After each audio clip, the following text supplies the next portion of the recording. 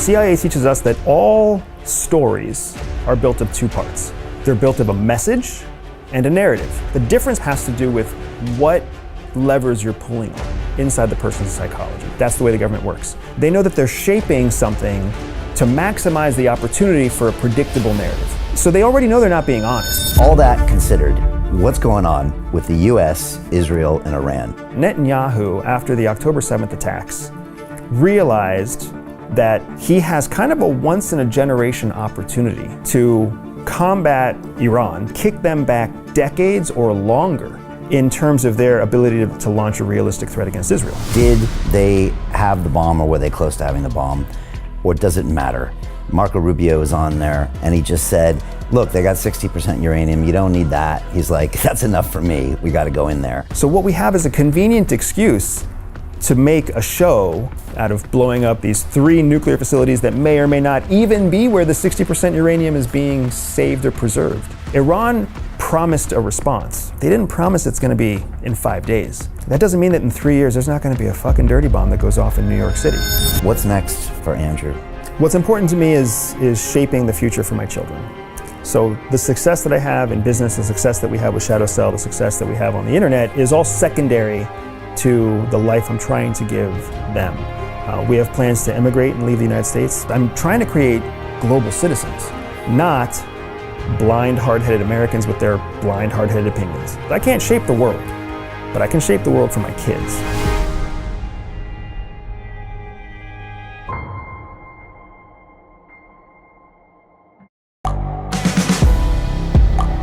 The world is changing. Inspiration is everywhere. It has never been so easy to connect, share, and bring people together. We're learning from others and finding the best in ourselves. Challenging our beliefs. Sharing our vulnerability. Overcoming our fears. Transforming ourselves so we can transform the world. How far can we go? This is London Real. I am Brian Rose. My guest today is...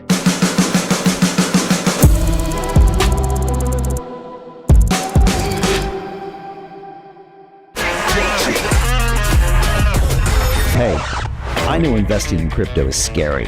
It takes a real leap of faith because there are so many scams, rug pulls, and bad actors out there. It's a dangerous business, which is why 95% of people lose all their money.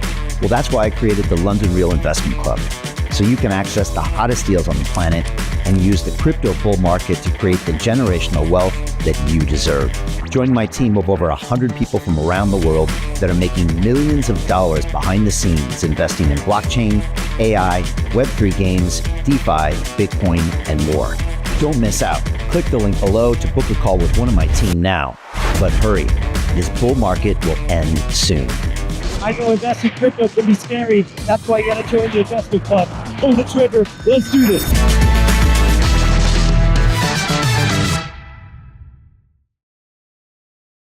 This is London Real. I am Brian Rose. My guest today is Andrew Bustamante, the decorated U.S. Air Force combat veteran, former CIA intelligence officer, author, and award-winning speaker. You started your career in the U.S. Air Force, specializing in nuclear ICBM operations and with tours in both Iraq and Afghanistan. You then spent 7 years working as a covert operative for the CIA, assuming many identities and working undercover to foil terrorist plots and steal foreign secrets. Today, you use those same mental, physical, and social spy skills you learned at the CIA as a private intelligence consultant with your company, Everyday Spy. Andrew, welcome back to London Real. I'm excited to be here, man. Thanks for having me. Dude, I'm pumped. You were here, I think, a couple years ago for the first time when you were kind of just starting off. Since then, you've blown up. Every day I open up YouTube and you're on like another show and there's another 500,000 or 1 million views. So look, congrats to all your success. I guess we should talk about what's going on in the world, because you have insights that a lot of people don't.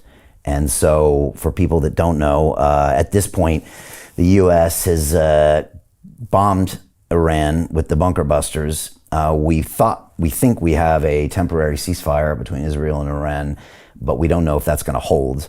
I wonder if we could take it maybe back to October 7th, 23, and get maybe your thoughts from there to here, what you see happening, and then maybe what's really happening behind the posturing and the headlines. You know, the idea of what's happening versus what's really happening that's the operative question. That's what everybody's trying to figure out. And frankly speaking, I think that's what is leading to much of the confusion that we've had probably for the last 5 to 10 years worldwide, because we're starting to wake up to the fact that there's an intention that governments are taking, there's an intention that leaders are taking that's different from the stated intention that they're telling the public. And then from that division, there's a third narrative that comes out from media, right? And that media narrative is partially crafted by big media and partially organic and undirected by all of the new media that's coming up, right? So we're all swimming in information, but none of us fucking knows the truth. Yeah. And we all know that we don't know the truth, which makes it worse. So there's like 3 narratives there, right? There's the intentions, then there's the public, I guess, expressions of those intentions. Then you've got mainstream media with their own, biases and their own history. And then you've got new media with their own biases and maybe lack of history. Correct. So a lot of these podcasts are being accused now of having no journalistic skills and being responsible for these random narratives posing up. They say, hey, bro, I'm just talking, right? Then the mainstream media says, we're journalists. And it's like, yeah, look how that's worked out the last 10 years. And then the governments get accused. And then people get mad at governments for advancing the interests of their people. And you're like, well, isn't that what they're supposed to do? So Right. There's a lot of weird things. So here's what CIA teaches us, right? CIA teaches us that all stories are built of 2 parts. They're built of a message and a narrative. So when most average people talk about a narrative, what they're actually talking about is a message, what's known as messaging. The difference between messaging and narrative has to do with what levers you're pulling on inside the person's psychology, right? If you're pulling on emotional levers, that's messaging. I tell you a message that's emotional. But then after you receive my message, you will create a logical narrative for yourself. Right. So what happens all over the world and what's happened all the way back to Rome and before is people are feeding the public emotional messaging. Whether it's a business, whether it's an emperor, whether it's a politician, they feed these emotional messages. You see them in every commercial. You see them in every recruitment drive for the military. Right. You see them in parades. You see them everywhere, right? Right. Emotional message. Right. From that, groups of people then collate around a narrative that they believe is logical, right? Army of one, be strong, be a Marine, right? Army strong. You've got all these military, that's messaging that's emotional. Like, oh, I want to be independent. I want to be capable. I want to be strong. And then the narrative from that is, oh, America's strong because our military is strong, because our military is powerful from the message. That's the narrative that comes out. And then that narrative is adopted by foreigners and Americans alike and interpreted in different ways because Americans feel, yeah, we're powerful. And everybody else feels, oh, fuck, America's powerful. Yeah. And that's what happens all over the world. It's what the Ayatollah is doing right now in Iran. Yeah. It's what Netanyahu's doing right now in Israel. Messaging and narrative. And it was what Trump does as well. And that goes down to what he wears, the recent military parade in the US we hadn't seen in a while. Yep. The way he interacts with the world is that I'm the new tough guy and I'm making America to be this. Biden, we saw him on the beach falling asleep. And so you can see the images combined with the emotions, and then that story lands with people. And then that can be augmented or taken down with social media and media on the top of that. And we saw that during lockdown and COVID, safe and effective. That's the mass psychosis you talk about a lot. And we've seen it used in lots of ways. I'd say the public is getting more hip to that, I think. But then again, they say just when you think you know what's going on, maybe you actually don't. My hope is that the public is waking up to the fact that there's a process. I don't know that they know the process yet, which is why I spend so much time in front of a camera, trying to teach that process. Okay. Because we've talked about how governments create messages and narratives, right? And that's very, very real. I've been in meetings with congressional committees where they're literally choosing what is our messaging and what is our narrative going to be about this topic. So they already know they're not being honest. They know that they're shaping something to maximize the opportunity for a predictable narrative. Right. That's the way the government works. When you layer on top of that journalistic intent, now I am a big fan of journalism. I want to say that outright. I like journalism. I think journalism had a place in the past that was critically important. Yeah. But where it is now is a very different beast, because journalism is about taking a series of narratives and weaving them together into a story. And every journalist listening is going to know this is true, and it's going to be absolutely damning on their face. If they don't have a story, they can't publish. So they have to create a fucking story. Right. They can't just tell us the facts. They can't just say, this happened. Yeah. They have to say, this other thing happened first, this thing happened next, and here's what's probably going to happen, and here's how everybody feels. It has to be a story. And their mission as journalists, is to create a story that will hopefully do X, Y, Z, make the better a better place, make the world a better place, inform nations, educate people. They have some sort of mission depending on their publication. But they have to make a story. How fucking dangerous is that, man? Without making the story, they're not considered journalists. Right. And that's where the new media comes in now, because now new media doesn't have that publishing impetus to create a story. So they just, like you said, it's all opinion.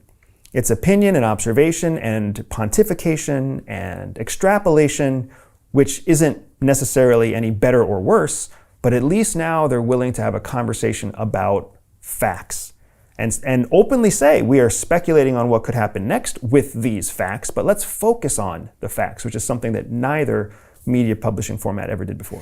And they don't have a big media company behind them that has to sell a bunch of ads, and although they have to probably sell their own ads, and they don't have this legacy of probably being infiltrated by the censorship industrial complex of the government for the past 100 years. Right. So they're a little bit more independent, and Joe Rogan never got a call from somebody in government saying don't print that, but the New York Times surely did 20 years ago, 50 years ago, 100 years ago. So they don't have that bias.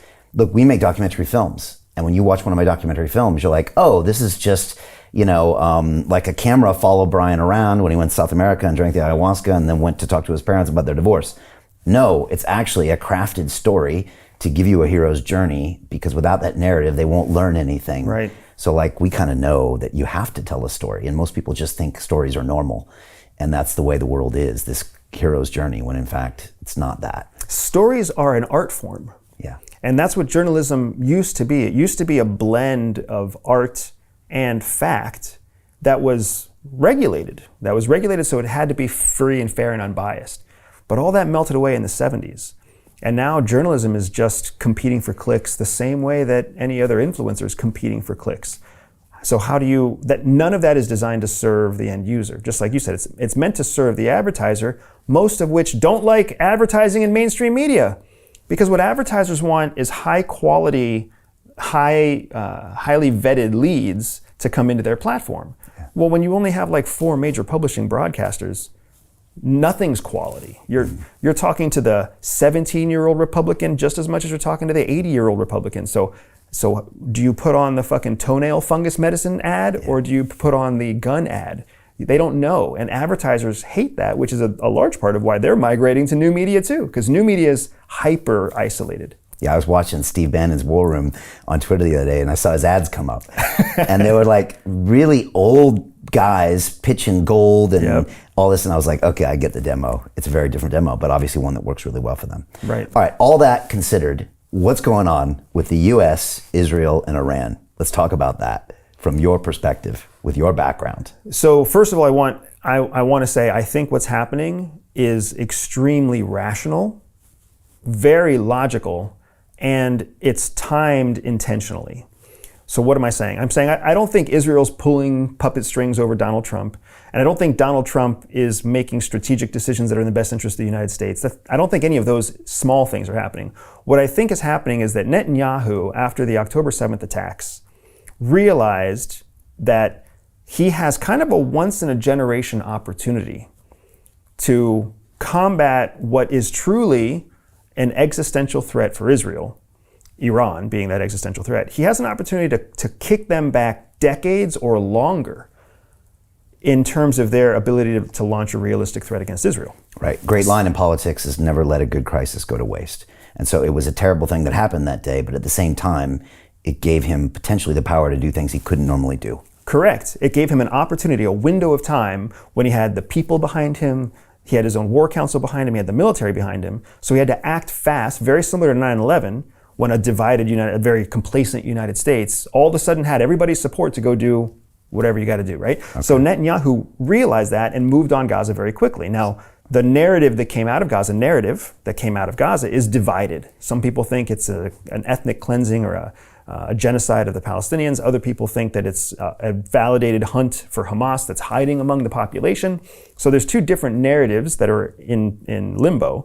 But from the lens of Netanyahu and the lens of Israel, they are depleting Iran's capability to commit conflict in Israel. This is almost identical to what we're seeing in Ukraine and Russia, right? Ukraine is systematically depleting Russia's ability to do harm in NATO. Israel is systematically depleting Iran's capability to cause havoc across the Middle East. So in both cases, you have a proxy conflict that has many, many players involved, even though only two countries are really committing resources. Okay, let me pause you real quick. Some say Netanyahu let it happen.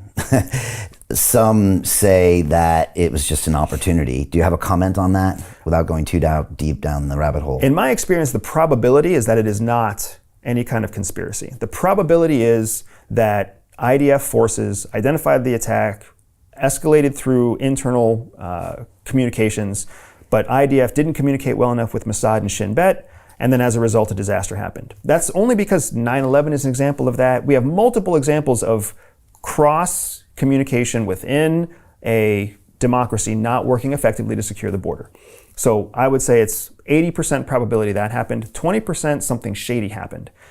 Now I'm not saying nothing shady happened after the attack. What I'm saying is in the lead up to the attack, to believe that leadership would let their people get hurt, that's a stretch compared to the idea that maybe people just weren't very good at their job. But still shocking that it happened from all of your tradecraft and everything you know, still really a wild event that could happen and then go on for so long, 6, 10, 12 hours, without the response.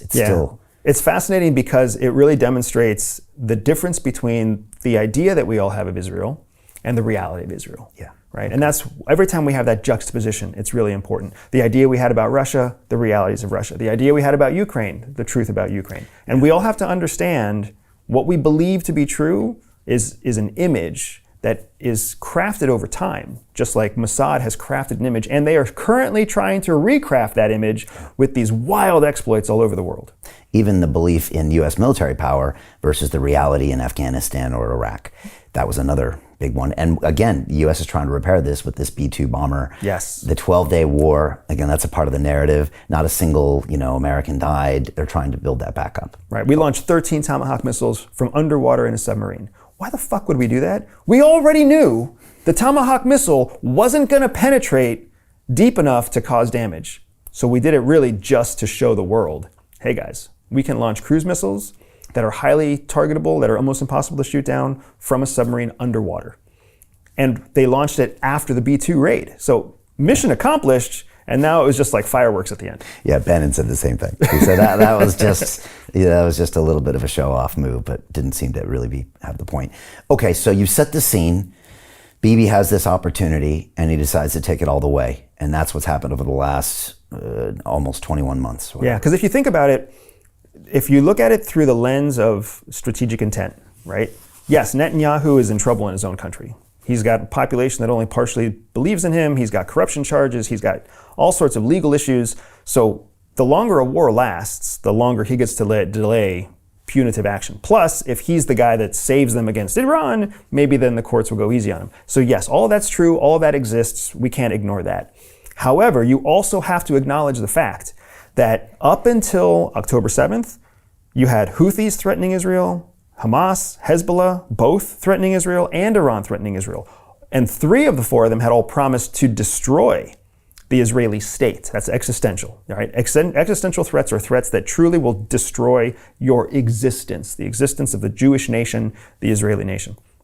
Since then, Investment Club. Today, I consider it the best investment that I've ever made. We get 4 projects presented a week by their associated CEOs. Personally, I'm completely blown away by the quality of these projects, and I know of nowhere else where I would be given this same opportunity. Each week that passes, I feel more appreciative of the fact that I'm a member of this group. The vibe was just tremendous. Everybody's on the same wavelength. We just clicked. Everybody listened to each other, enjoyed their company. It was just magical, magical. Take action. Don't take my word for it. Due diligence you need to do. And I really hope that someday down the road I see you in the club. It far exceeded expectations, without question.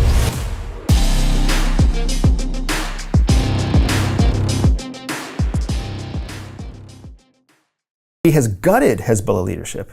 He has gutted Hamas leadership, and he has basically shut down any air defense in Iran at all, and we're all wondering whether or not he's going to gut Iranian theocracy leadership as well.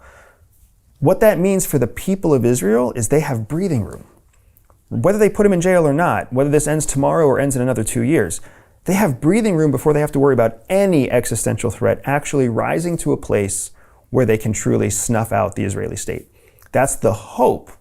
But the challenge is we don't know if that's the reality, because the fact that they destroyed, we are claiming to have obliterated these facilities in Iran doesn't account for the fact that we also have always believed that they have secret smaller facilities separate from these 3 enrichment locations, where after they enrich to 60% in one location, they relocate the uranium to enrich it the final 30%. So nobody really knows publicly if we're actually safe or whether we're just giving ourselves a pat on the back for destroying these centrifuges. All right, did they have the bomb, or were they close to having the bomb, or does it matter? Marco Rubio is on there, and he's quite a great speaker, probably a future president, and he just said, look, they got 60% uranium, you don't need that. They're building it underground in a mountain. He's like, that's enough for me, we gotta go in there. Obviously, Iran has been death to America for the last 45 years. What do you think? Is that a debate worth happening or not? Did the U.S. have to go in? My line on what we did in Iran is that we did the right thing at the wrong time. We did the right thing at the wrong time. Nobody wants a nuclear-capable theocracy in Iran. And I want to specify that because nobody hates Iran. What we don't like is the Ayatollah and the theocracy that's taken hold of Iran. Iran was a friend of the United States, a friend of Israel, 50 years ago. Right. So it's not like we have a vendetta against Iran. It kills me whenever I see pundits and hard right-siders come out and say that there's something evil about Iran. There's nothing evil there. There's a Shia state that's a theocracy that wants to expand and run Shia ideology throughout the Middle East and make it a new kingdom again, right? Oh. But that's specific to the theocracy. We needed to destroy their nuclear capability, their nuclear weapons capability. We believed that they were enriching up to 60%. Yes, it's the same equipment that takes something from 60 to 90%, but 90% makes it weapons grade, not weapons capable, right? I spent a lot of time in the nuclear missile forces of the Air Force. To actually have a nuclear weapon, you need enriched uranium, true, and a delivery vehicle, and a triggering mechanism, and some kind of consistency in deployment. They didn't have any of the other 3.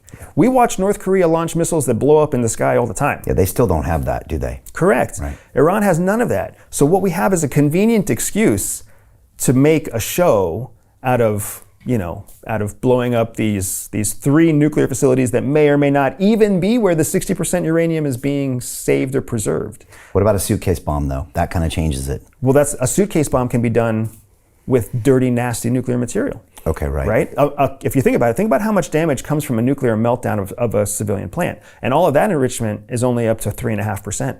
Okay. Right? So Chernobyl, for example. So we've really not protected anything. All we've done is made sure that they can't take the next steps in creating a delivery vehicle for a clean atomic weapon immediately. Okay. This is my big concern. My big concern is that by bombing Iran, what we've done is send a message, not just to Iran, but also to China and to North Korea and to Russia, that the United States is willing to exercise questionably legal tactics to make sure that you don't compete with us. Which all that does is create a window for them to use questionably illegal tactics to bring us down as well, whether that's messing with our economy, messing with our currency, dirty bombs, biochemical weapons, etc. And that's what scares me the most. Iran promised a response. They didn't promise it's going to be in 5 days, right? The symbolic response that we saw with the rockets that launched on Iraqi bases housing U.S. military personnel, that's just symbolic. That doesn't mean that in 3 years there's not going to be a fucking dirty bomb that goes off in New York City. And Iran already knows that there have been other bombing attempts in Boston, in Central Park, in New York, that have been either barely prevented or not prevented at all. Yeah. So it's not over. Are there sleeper cells in America? Absolutely, there are sleeper cells all over the world. A big part of the American defense against sleeper cells, this is comical in my opinion, the big defense that we have against sleeper cells is actually human behavior. When you are a Shia Islamist from Iran and you go to a sleeper cell into whatever, Madison, Wisconsin, 3, 5, 7 years you live undercover there until you start to be like, well, shit, this is way nicer than living in Tehran. And then they just get complacent, like most Americans do, and then they just don't activate. That is the most effective means that we have found to protect against sleeper cells. Because otherwise there's no communication, there's no footprint, there's no digital back and forth. How do you find them? You don't find them until they're activated and actually active. And ISIS is showing us that lone wolf operations across the US are more effective than actually organized long-term sleeper cells. So are there sleeper cells? Yes. Will they activate? Is questionable. Because we haven't seen an Iran sleeper cell activate. Right. Right. Okay. Now that strength move that Trump did also has upsides, right? Because you could argue previous administration didn't show any strength. Right. And so maybe it also shows the world that we have limitations, we have boundaries. So, I guess it's a yin and yang there. Right. And I am supportive of what Trump did in terms of engaging our Air Force to carry out a very sophisticated strike against Iran at a time when their air defenses were weak. I can go on and on about why it was a smart move, right? Smart does not make it right. Because now what he also did is he sent a message that said, hey, we have this power and we're willing to exercise this power outside of the UN, outside of NATO, outside of what our friends and allies have to say, even outside of our own demonstrable interests, because the US can't really make an argument that bombing Iran was in Americans' best interest, which is why Trump's base is divided, right? So it was really just a strongman move. It's very Trump to make that move because Trump understands he needed a victory. He's had too many losses in the last few months as a public figure. He needed a victory to kind of demonstrate his strength again. Yeah, and midterms are creeping up, and he's got to be very cognizant of that. The Fed's not doing what he wants, and the time is ticking. Right. And he knows that. The courts are working against him, and the courts are winning. Yeah. He's got his own politicians working against him, and the politicians are gaining favor. Right. He had this giant parade to increase recruitment in the military when recruitment in the military was increased before he ever had his parade. There's issue after issue where he's failed to negotiate peace between Israel and Hamas, failed to negotiate peace between Ukraine and Russia. These were all things that he promised. Yeah. So he needed something to show that he's a strong president. Okay, interesting. Let's fast forward 5 years. Where do you think Iran is at that point? Some people are saying, topple the religious leader, but now you're going to have the Republican Guard guys come in. It could be worse. And that's probably what's going to happen next. I listened to a really interesting commentary the other day I'm watching too much Bannon's War Room, where the guy said it's usually, unfortunately, the power player that takes the reins. It's not the people's uprising with this benevolence. It's actually usually a strongman that comes in and replaces that. So what do you think happens? I mean, obviously we want to see Abraham Accords signed by everybody, kumbaya, the whole region gets along. I mean, I think a lot of people want that. We see signs of that already in the region, but what do you think is going to happen? It's hard to make those predictions for sure. The next few months and years are going to kind of define what happens next. I don't think we're any closer to the Abraham Accords between Saudi Arabia and Israel. Really? Saudi Arabia is probably very happy that Iran's been knocked back, but people forget that Iran is also the breadbasket to the Middle East. So the Middle East needs the Hormuz Strait to get their oil out, and Iran controls 50% of that. Almost all of your fresh food all across the Middle East comes from Iran. So Iran can quickly put a vice grip on all of America's closest allies in the Middle East and just funnel all of their energy and food up to Russia and China. Right? They can easily switch and bring great pain across the Middle East. If they did that, because of Israel and US actions, that's going to put a serious damper in the Middle East supporting Israel through the Abraham Accords. but we have yet to decide exactly how Iran's going to move next. So what's it look like in 5 years? There's reason to believe that there could be a regime change, but that doesn't necessarily, like you said, mean it's going to be a good regime change. Yeah. If there's anything the US learned in our 20 years that we lost in a global war on terror, it's that when you cut the head off of a fucking hydra, 2 nasty heads grow in its place. So what nasty heads are going to grow if the Ayatollah comes down? Yeah. And there's no reason to believe that they're going to become wonderfully democratic. If anything, they elected a democratic president on their fucking own a year and a half ago, 2 years ago, and we just completely disregarded that. So there, internally, you can understand how the Iranian people, not the Iranian regime, but the Iranian people are going to start seeing for themselves a narrative that they believe is that the West is trying to oppress us. Russia went from being a paper tiger to being a strong and flourishing economy. Not a stable economy, but a flourishing wartime economy. And now everything we did to try to make Putin look bad has worked against us. So why would we believe that everything we do to try to make the Ayatollah look bad is somehow going to work against us too? Plus they have their own media, the internet shuts down, they got their state-sponsored stuff, and they've been brainwashed for a long time. It's hard to undo that, and that hatred for America has been taught since they're little kids. It's hard to undo that, isn't it? And not only that, but it's beyond. Hatred for America used to be very easy, and I would argue as an American who's traveled the world, there are no friends to the United States. The United States has people who are conveniently friends with us, but as soon as we're not convenient to them, they're going to move on and be conveniently friends with somebody else. And that's just survival instinct, that's just human nature. But on top of that, the question is, it's bigger than America, it's become the question of democracy, right? Democracies are being on shaky ground all through Europe, through the United States, through the Five Eyes, right? People can't seem to agree, they can't seem to come to negotiating tables. So all these authoritarian or strongman regimes, the people within those strongman regimes are watching as strongmen take over democracies, right? Trump is just a strongman. He has more authoritarian techniques than he does political democratic techniques. But the same thing is true, in Portugal, the same thing is true in France and Germany right now, the same thing is true in some of the biggest democracies. South Korea has a president that's, being reviewed for impeachment. The Philippines has a vice president who's trying to go through a legal process to become president instead of go to jail. I mean, come on, Netanyahu is on charges for corruption. You've got the most talked about democracies of the world are failing. Not failing critically, but failing enough that the rest of the world has to be asking themselves, is democracy really what it is trumped up to be? Yeah, I spend now 6 months a year in Dubai, and I ask that question every day, because here's something that functions incredibly with I would say a benevolent strongman leader, a strong family with like a 100-year vision for this country that delivers. Mm-hmm. And they make Western democracies look like a joke. When I come back to London, I'm like, what the hell is going on here? Yeah. This is a city and a continent in decline, and there's no turning it around. There will be no Trump of the UK. There will be no Trump of the Europe, I don't believe.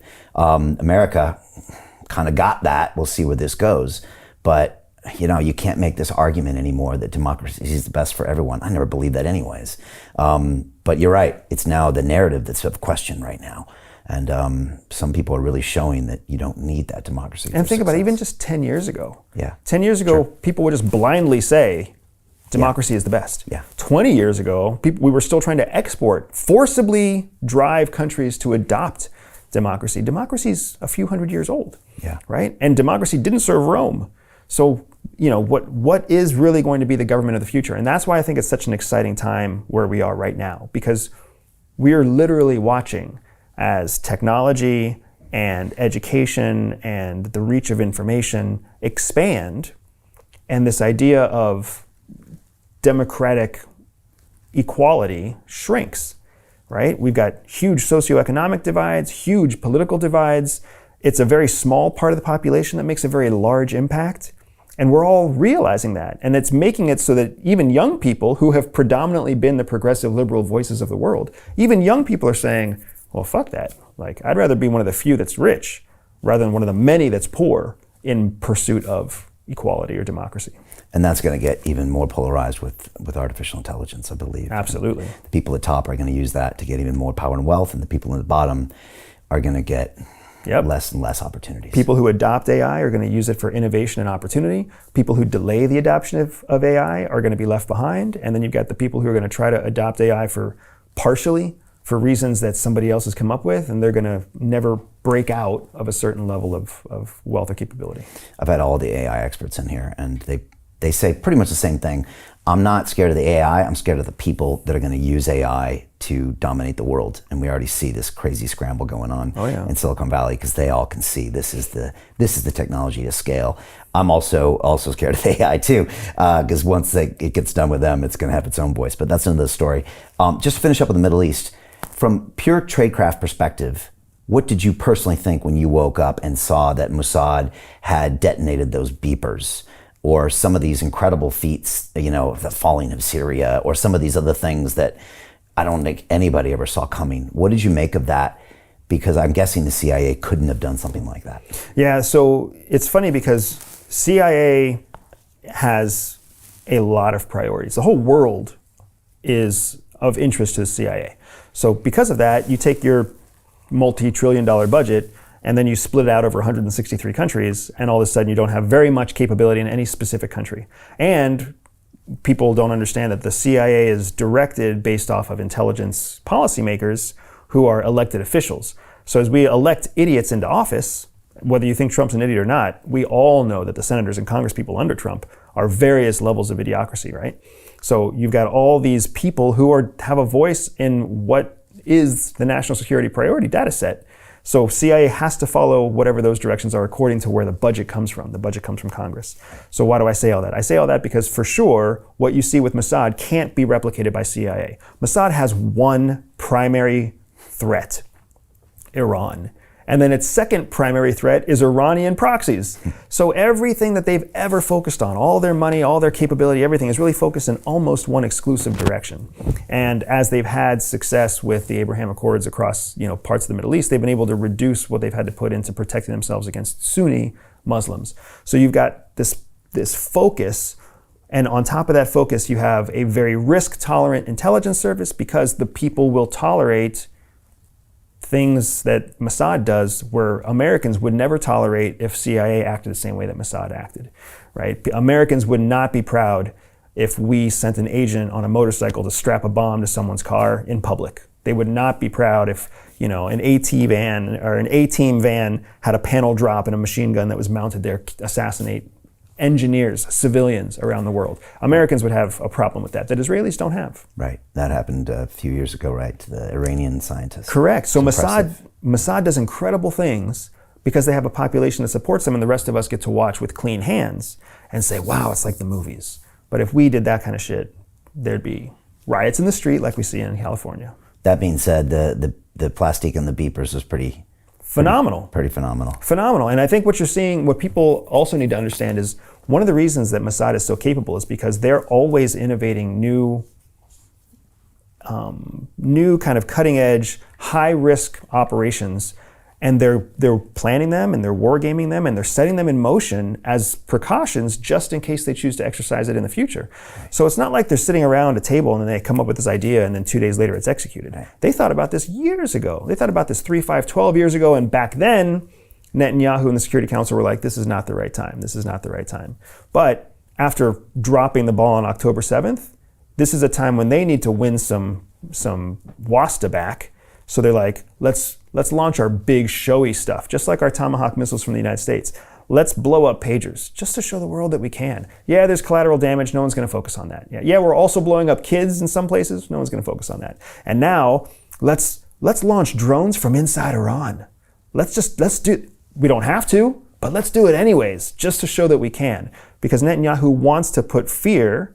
He wants to use that psychological warfare to keep Hezbollah and keep Hamas from counterattacking when they're focused on Iran. Which is just as important part of warfare as the actual warfare.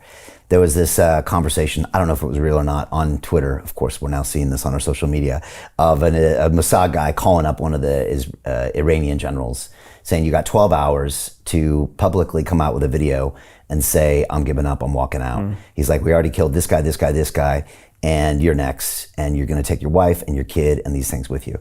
And the guy's like listening, and he's asking some questions, and he's like, how do you want me to send it to you? He's like, on Telegram. He's like, well, do you want my number? He's like, I have your number. And so it's just this scare tactic they probably used on all of them. But when you're there, 12 days in and all of these things are happening, maybe some of that stuff works, and Oh, for alongside sure. with all of the psyops, it works even on people that are used to psyops. So think about the fact that the cartels in Mexico have had a long history of success by convincing parents that their children are in cartel custody when they're not, right? They just call up a parent and they say, hey, we have your child, we have them tied up, we know what hotel they're staying in, and we'll kill them in 12 hours if you don't give us $30,000, right? And then they're on the phone with the child on the other side, and they're like, hey, we're this high-end prostitute, and we're gonna come visit you. All you need to do is take a picture of yourself in your hotel room in your underwear. And then they send the picture of the person in their underwear to the parents. They say, see, we've already stripped them down. And they can extrapolate money from the fear tactic of literally just playing emotions off of each other. That's messaging and narrative again, right? So of course, Mossad, a trained organization, can do it even better than the cartels. Are you surprised how quickly this happened since October 7th? I mean, Hamas, Hezbollah, followed Syria, inside Iran, on the boots on the ground, infiltrating. I mean, wow, If you go all what the London Real Investment Club actually does for you. It gives you the keys to open that door to the inside deals. In the last 3 weeks, I've participated in 3 incredible deals: a layer 2 Bitcoin protocol, an incredible AI protocol. The deal flow is beyond what I expected. I don't think I've ever seen a model like this that just gives average folks the opportunity to be behind the deals, and that's exactly what we've done. Not only that, you get to hang out with Brian Rose every week. And for me, that was huge because I look at Brian as somebody who's not only an expert in the space, and I think is on the leading edge, but just the leading edge of thought with London Real and the work he's doing there. To anyone who's taking a serious look at this, I know it's a big decision. It was a big decision for me and my family, and it is one of the best decisions I've ever made. So I wish you all the best and hope you come join us.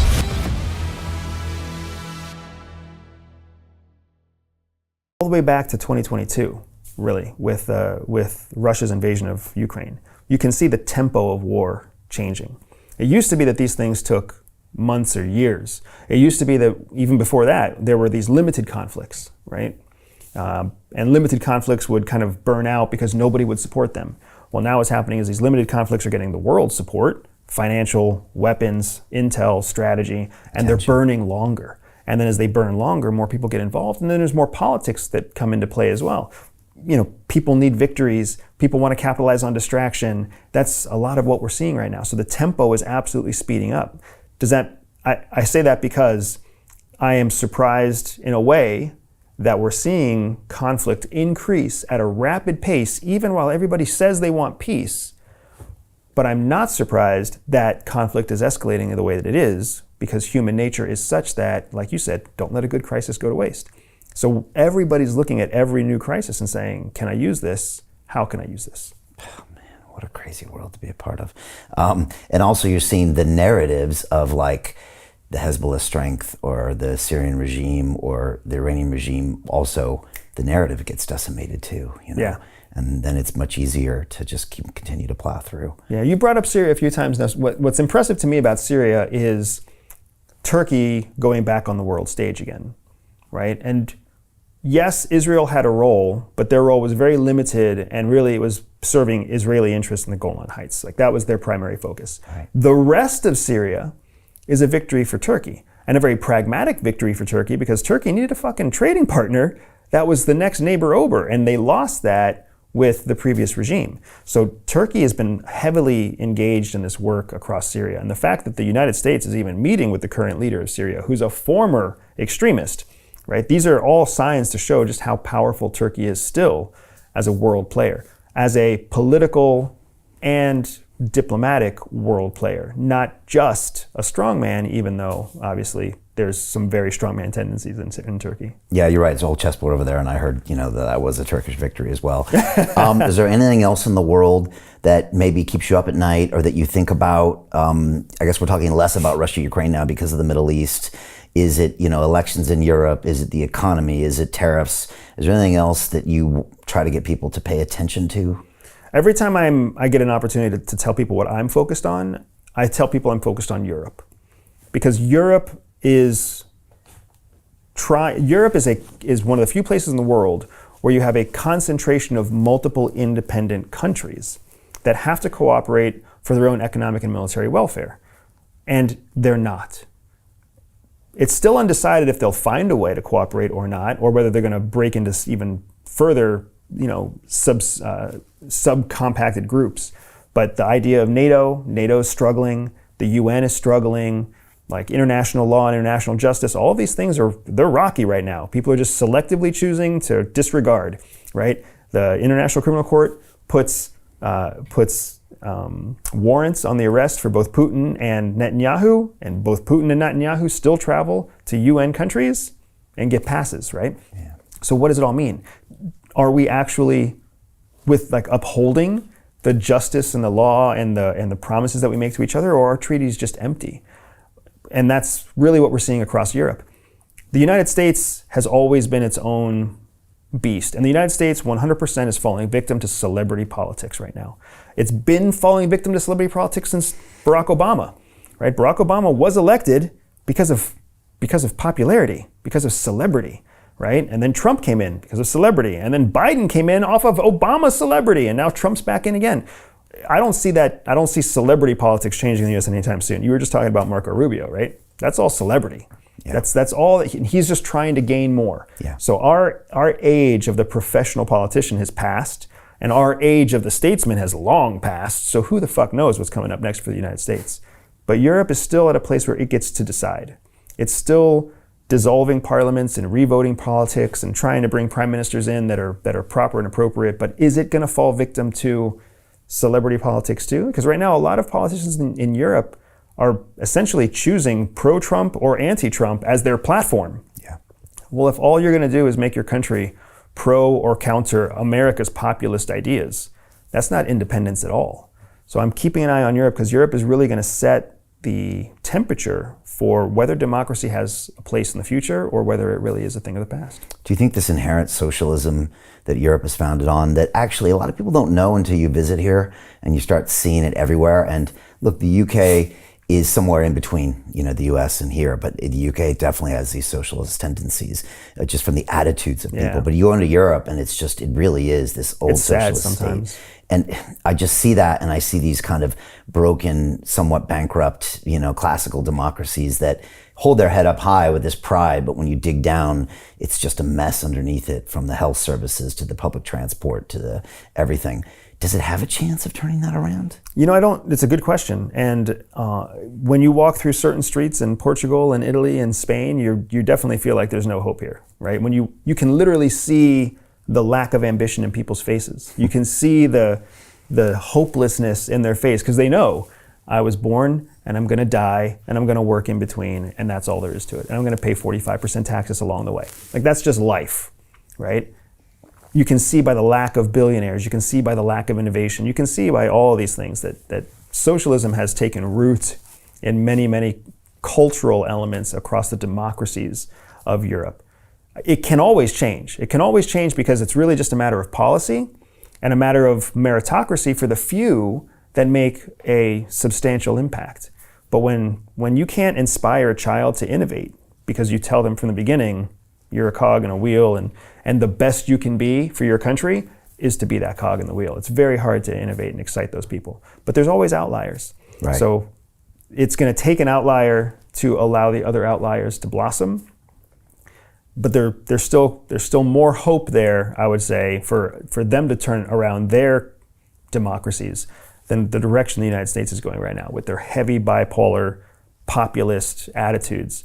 I mean, we're going to have to essentially forget about 30 years of history in the United States to get back to a proper democracy. It's wild times. It's interesting, just to finish this off, I go from here and to Dubai, and Dubai's a wild place because it attracts people who are there to do something. Yeah. Matter of fact, you can't even come there unless you're going to do something. Right. And so the energy is just completely different. I always describe this to people when I'm in London, central London. And again, look, London isn't France. It's not the US, but it's more capitalistic than Europe. You look around and 2/3 of the people here are, like you said, just blank-faced. They're phoning in. They're walking around. They're collecting a check in one way or the other, from a government or from a job they don't really care about. They're not even really engaged. And you just see this kind of a zombie factor. Whereas when I go to Dubai, everyone is there is hustling, and everyone there has the energy, and everybody wants to change something. And Unless if you they're are Emirati. Yeah, unless you're Emirati. Although the highest levels of Emirati, they got a fire under their butts too. But yeah, maybe that's true. Maybe that could be changing, but maybe. And it's refreshing to be around if you're one of those people, and you're around those people like, wow, these things are happening. These people are going. And I remember I got back to London recently, and I was like, wow, there's an old person. There's no old people in Dubai, at least tourists. There's just no old people. There's no handicapped people. I mean, there's some, but not really. There's nobody that moves slow there. And the Sheikh Maktoum has an expression. He says, oh, when you wake up in the morning, whether you're a lion or whether you're a gazelle, you run. And so everybody wakes up and runs. And it's a great vibe to be around, and they innovate like crazy, and they built something amazing. But that's not here, and it's maybe never going to be here. It is. It's interesting because the idea that individuals can succeed independently in many ways is a stark contrast to democracy. So how do we have to choose which side we want to support. Do you want to support the individual who could independently become wealthy and create a company and create jobs and change the future? Because if you support that person, then you don't really want equality for everyone. You don't really want equal opportunity. You don't really want to take this person's resources and feed it across the group, because all you're doing is slowing this person down. And if you do want to do all of this, then you're not going to be breeding people like this. And the world is finally waking up to the fact that we have to choose. I think 20 years ago, we thought we could have both because there was a lack of insight into the other's plight. But now that we have so much information, now that you can literally watch a far left and a far right podcast back to back in 2 45-minute segments on YouTube, you can hear what they both truly believe in, and you can see that there's not a lot of middle ground there. You look at the United States, you got LA is a visionary capital, New York is a visionary capital, and everything in between is just trying to feed off of their success. Well, that's democracy, but that also prevents breakout success, and breakout success is what you need if you're going to be ready for the future. And those two groups are going to get more polarized, you believe, over the next 10, 20 years? Oh, for sure. Because it's going to continue to be this doubling down on our way is the right way and you're evil. And the opposite side saying the same argument. And that's not an argument. That's just messaging. Is that why you're taking the family and leaving? That is why we have plans to leave the United States, because it's in the United States, being an American is difficult. But being an American outside of the United States still comes with unique opportunities. So if I'm, as a parent, as a business owner and as a parent, when I think about the impact that I want to make in the world, I want to shape for my children, because I can't shape the world, but I can shape the world for my kids. I can give them a better life, better opportunities, and better worldview outside of the United States than I could ever give them inside of the United States. Is that the main driver? You don't like the narratives they're getting at school, from friends, from the media? You don't like the feeling because, you can out-parent that, you and your wife, and have, this incredible podcast and all these other things. I mean, it's interesting that you would just say, you know what, I can't do it here. So one of the big things that CIA teaches all of its officers is that you can't will success. You can't will a change. You have to change the environment. If you're in an environment that believes the world is flat, no matter what you believe, the environment will eventually wear you down, because the environment never gets tired. The environment never takes a break. The environment never needs more energy, right? So if you live in a dark place and it's dark all the time, you're going to get depressed. If you live in a sunny place and it's sunny all the time, you're going to get sunburned, right? You have to change the environment if you plan on changing what happens psychologically inside. So it's not that I want to leave the United States because I'm afraid of my kids' narrative, right? I can change their school. I can change their teacher. I can change the city that we live in. We've done all of those things. What I need to do is I'm trying to create global citizens, not blind, hard-headed Americans with their blind, hard-headed opinions. I can try to parent intelligence into my kids, but again, their exposure to me is counted in a few hours. Their exposure to their environment is counted 24 hours a day, every day, right? If I pull them out and I put them in a different environment, now they adopt what's in that new environment. If I pull them again and move them again, now they get a different environment. Imagine being a child that spends 2 years in 5 different countries. How broad are you in 10 years? You start to develop your own opinions and your own perspective, and that's really what I want to give them. If I keep them in the United States, I'm gonna precondition them to think like whatever the predominant political party is in whatever city or state we live in. And I can't even give them diversity there because I can move them California to Florida to Texas to New York. I can do that, but then they're just going to get two extreme political opinions instead of any kind of well-rounded worldly view. Maybe it's the CIA family coming up. All right, yeah, I know you can't comment on that. Final question is, what's next for Andrew?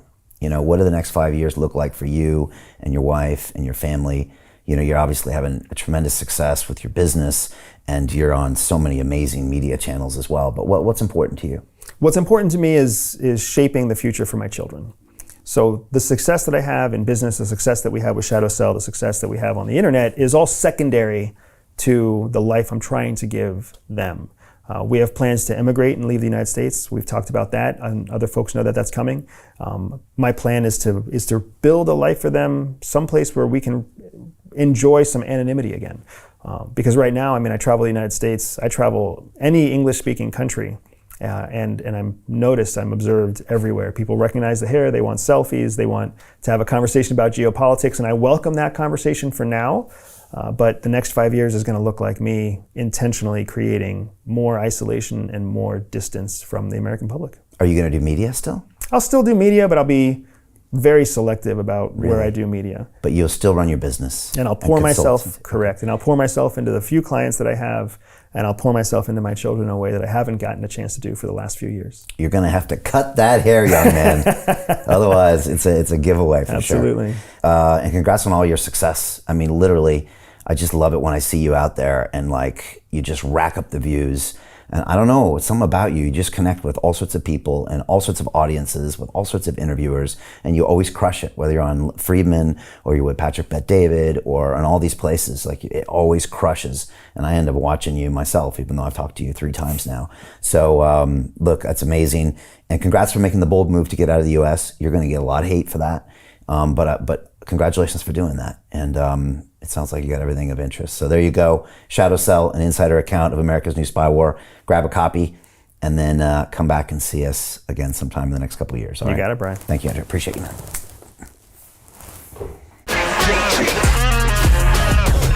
Hey, I know investing in crypto is scary.